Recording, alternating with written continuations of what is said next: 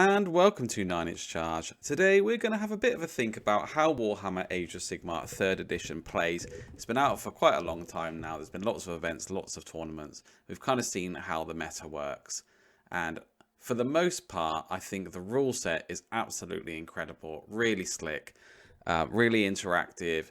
Great that both you and your opponent can interact in each other's phases. But personally, I think that there's a bit of an issue with how army lists are constructed. There are definitely units in the game that are a tier above everybody else. The god level models just are that really in Age of Sigmar 3. They're absolutely godlike, they can take on whole armies by themselves. How good they are has been compounded by universal command traits, things like all out defense, getting them up to that 2+ armor save and things like that. There's also been an increased amount of flexibility in what you're able to take as battle line. Now this has been exaggerated and compounded by the release of the new Stormcast Stormdrake Guard.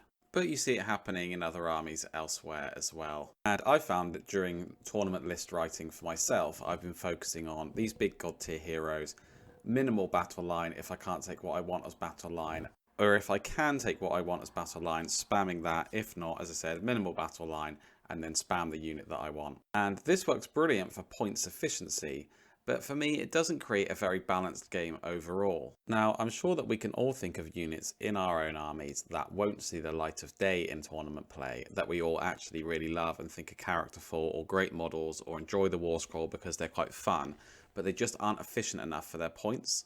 Now, of course, I feel at this point that I should say this isn't the way that the game has to be played. We can play any kind of game we want, narrative, open, or matched, with any units that we want, and we don't have to always be reaching for the top of the meta every single time. But I feel like I represent most of us when I say that we do actually want to be involved in the games that we play. And I do feel that there's been a bit of squeezing this edition with army selection as to what armies will leave you with a chance and what armies will leave you completely out of the game. And it's something that I've been wondering about for a while, whether or not it ought to be addressed, or whether Games Workshop should just leave it up to us as players to sort out what kind of game we want to play, what kind of level we want to play with, and what our expectations for the game are with our opponents. But the closer that we get to the old world being released, and the more I kind of look into that and remember what things used to be like for Warhammer Fantasy Battles, the more I think that the army selection for Warhammer Fantasy Battles was just a bit more balanced than it is for Warhammer Age of Sigmar. So I want to talk you through that today. Rejig your memory if you already know about it but maybe haven't visited it in a while, or maybe it be your first time and we can just have a look, because there are alternatives out there for how you could select an army for Warhammer Age of Sigmar.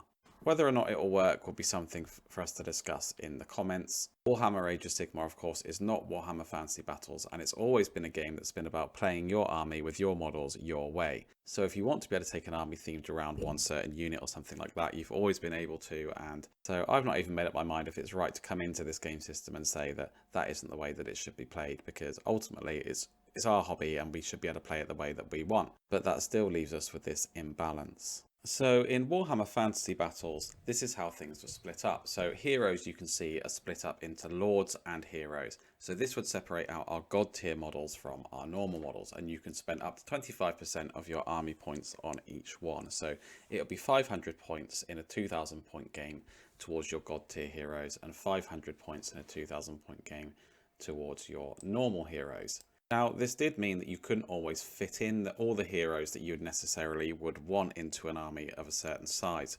So, for example, when I played Wood Elves, I couldn't take Orion unless I played a game that was 2,400 points, which actually became the tournament standard by the end of 8th edition. But what it also would mean is, in a 1,000 point game, you can't take Archeon or Nagash or something like this and completely dominate the game. One character like that going up against a unit like Moonclan Grots or Free Guild Guard or something like that. There were also some heroes that took up 2 hero slots. Now this is something that we have seen in Warhammer Age of Sigmar. Big Morathi and Little Morathi each take up a slot, which is quite a welcome change for me, especially as she does act pretty much as 2 independent characters. So core, as you can see here, is your battle line choice, and your army must be at least 25% core, which again in 2,000 points would be 500 points. For me, it doesn't really matter if it's 25% of your army or you have to take 2 battle line or 3 battle line. The big difference here is what was able to be battle line, and there were always different heroes and leaders and things that could change what could be battle line. I'm thinking of Core Hill for High Elves, who could make White Lions battle line, but it just never quite felt as devastating as it does now. For example, nobody cares if a Black Art Fleetmaster makes Corsairs a battle line unit in Cities of Sigmar, but you might care that your Dwarden hero can make Iron Drake's battle line. So actually, in Warhammer Age of Sigmar, personally, I probably wouldn't even touch what the requirements are for how many battle line you have to take, or that you can take as many duplicates as you want. I think I would just care what counts as core, and hope to see that change. So then we have special troops. Now, these are your more elite troops, things I alluded to before, like perhaps your Iron Drakes that probably shouldn't count as battle line because they're actually a really good unit and you shouldn't have to be spamming them all the time. They can count up to 50% of your army, so 1,000 points in 2,000 points, but you can only have up to 3 duplicates. And within this, and within the rare choices, sometimes there were units that were 0 to 1, so actually you couldn't duplicate them 3 times, you could only take them once. And the rare choices, these are your big heavy hitters. This is where the dragons live, this is where the behemoths live. And what it does, it makes them really big, fearsome centerpieces for your army. You might have a really big, fearsome lord on a dragon or something like that, and then your army is made up of your core and your special unit types, and then your rare will be an additional monster or something like that that packs a lot of power and is a really scary, devastating unit. Now, Age of Sigmar is much more high fantasy than Warhammer Fantasy Battles used to be, and it's much more commonplace to see crazy bonkers monsters flying around everywhere and tearing things to shreds, or magic going out of control and then the spells roaming the battlefield and things like that. So maybe there should be allowance that rare could be increased to 1,000 points instead of 500 points. But the point is that by limiting it in some way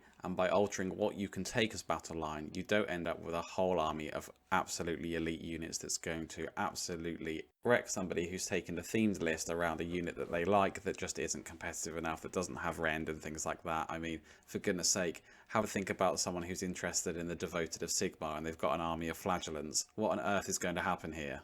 I don't think that by any means doing something like this to Age of Sigmar will fix the problem entirely. In every game there's always tough matchups, but whatever we can do to limit them and to make the game more competitive and more balanced, I think surely must be a good thing.